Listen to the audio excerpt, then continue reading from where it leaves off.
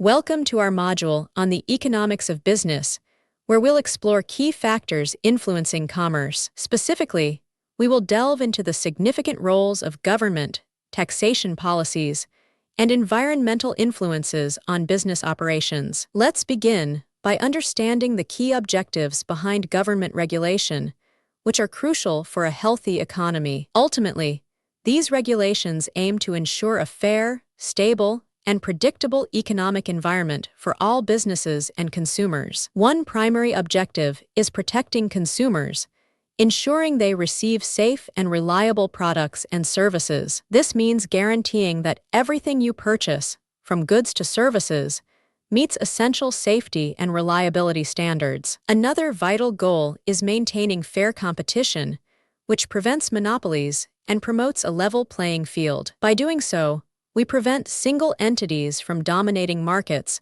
and ensure healthy, competitive business practices. Promoting social welfare is also key, ensuring businesses contribute positively to the overall well-being of society. This ensures that business activities not only generate profit, but also benefit the wider community and its needs. Finally, governments aim to ensure financial stability by regulating markets to prevent crises and protect investors. These regulations safeguard our financial systems, preventing market collapses and protecting the investments of individuals and firms. Now, let's explore the four main types of government regulation that control various aspects of business operations. Each type focuses on different areas, helping to manage and guide how businesses function within our economy. First, we have economic regulation, which directly influences market prices, competition, and entry for businesses. This type of regulation directly controls aspects like pricing,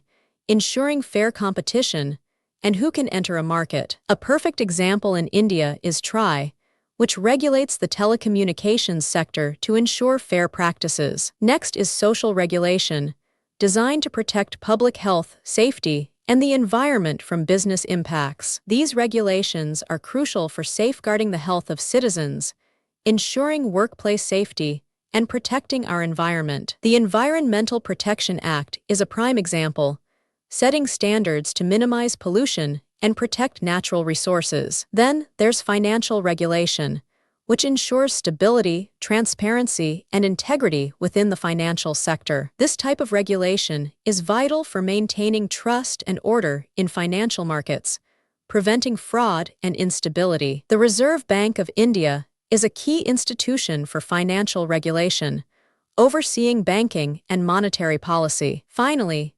administrative regulation covers the rules and procedures businesses must follow for legal operation. This includes all the necessary governmental rules and procedures that businesses must adhere to for legal operation. Licensing requirements are a common example, ensuring businesses meet specific criteria before they can operate legally. Now, let's shift our focus to deregulation and understand its primary goals in fostering economic growth. Deregulation aims to reduce governmental restrictions, believing this will stimulate innovation and accelerate economic growth. One goal is promoting efficiency by reducing the bureaucratic red tape that often slows down businesses. This means simplifying processes and cutting down on unnecessary paperwork, allowing businesses to operate more smoothly. Another objective is encouraging competition by opening markets to new entrants and diverse business models. By reducing barriers,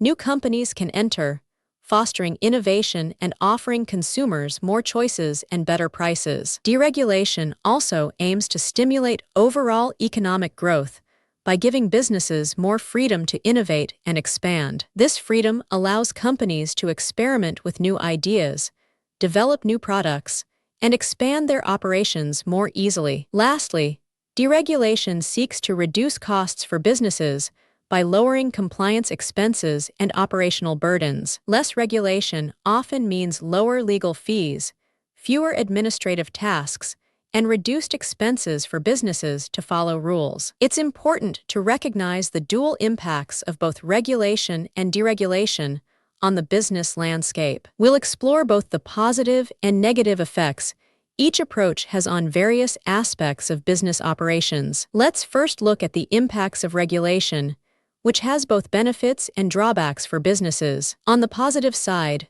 regulation protects consumers, ensures product quality, and promotes fair trade practices in the market. However, regulation can also increase operational costs for businesses and sometimes stifle innovation and flexibility. Crucially, it enhances social welfare, ensuring ethical practices, and contributes significantly to overall financial stability. A potential drawback is that excessive regulation can lead to bureaucratic inefficiencies, slowing down business processes. Now, let's examine the impacts of deregulation, again considering both its advantages and disadvantages. Deregulation often encourages competition, fosters innovation, and allows businesses greater freedom to operate and grow. Conversely, it can also lead to market failures, reduce consumer protection, and potentially create unfair market conditions. Significant benefits include enhanced economic growth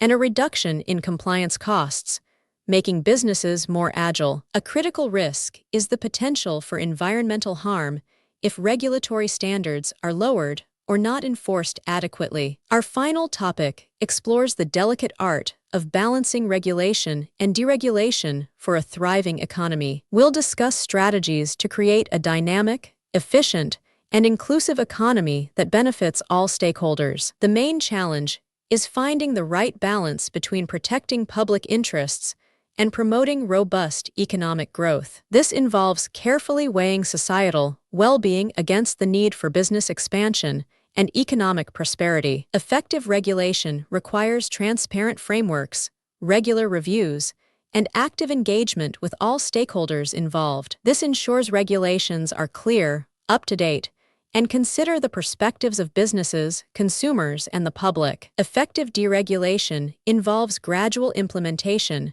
careful monitoring of consequences, and inclusive policies for all. It means making changes slowly, carefully watching the results, and ensuring policies benefit everyone, not just a few. Today, we're exploring the 4 primary purposes of taxation, which are fundamental to how governments operate and serve their citizens. These purposes explain how governments utilize financial levies, or taxes, to achieve various economic and social objectives effectively. First, and perhaps most obviously, taxation serves for revenue generation, which is essential for any government. This revenue funds vital public services such as health care, education, and critical infrastructure projects, benefiting everyone in society. Another key purpose is the redistribution of wealth, aiming to create a more equitable society for all citizens. Through progressive taxation and social welfare programs,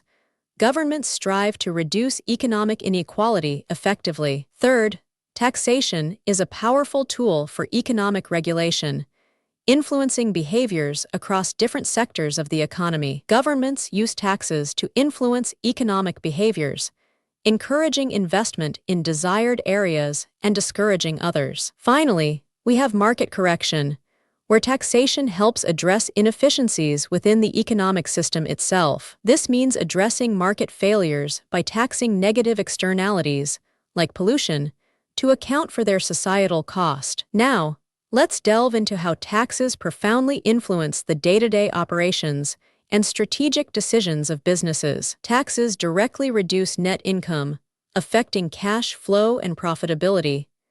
Incentives drive investment, indirect taxes impact pricing, and compliance adds administrative costs. Let's explore the core objectives of environmental economics, a vital field for our planet's future. This field aims to balance economic growth with sustainability, ensuring a healthy environment for future generations. One key objective is assessing environmental impact, understanding how our economic activities affect natural systems. This involves understanding precisely how various economic activities impact and interact with our natural environment. Next, we focus on valuing natural resources, an important step in recognizing their true worth. This means assigning economic value to natural resources and crucial ecosystem services they provide us. Another objective is designing effective environmental policies to guide our actions towards sustainability. We create policies that actively encourage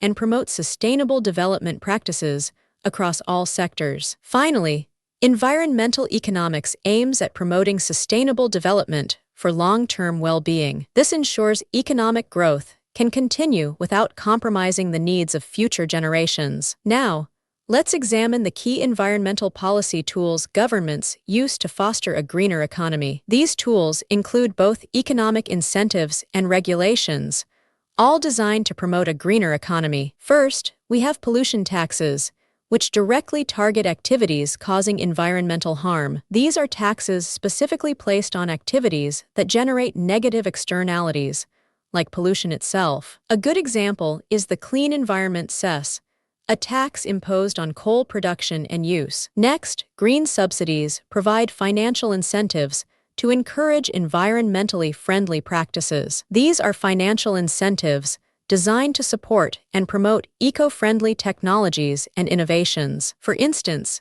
subsidies for solar power installation help make renewable energy more accessible and affordable. Tradable permits, also known as cap-and-trade systems, offer a market-based approach to pollution control. These are market-based cap-and-trade systems, allowing companies to buy and sell pollution allowances. An example is India's PAT scheme, which incentivizes energy efficiency through tradable certificates. Finally, we have command and control policies, which are direct government regulations. These involve government-imposed limits, standards, and specific rules to control environmental impact directly. A clear example is the Air Pollution Act, setting legal limits on industrial emissions. Let's quickly summarize the key concepts we've covered in this module on the economics of business. Here are the key takeaways, essential points to remember from our discussion today. Remember, government regulation protects consumers and ensures fair competition within the marketplace. Conversely,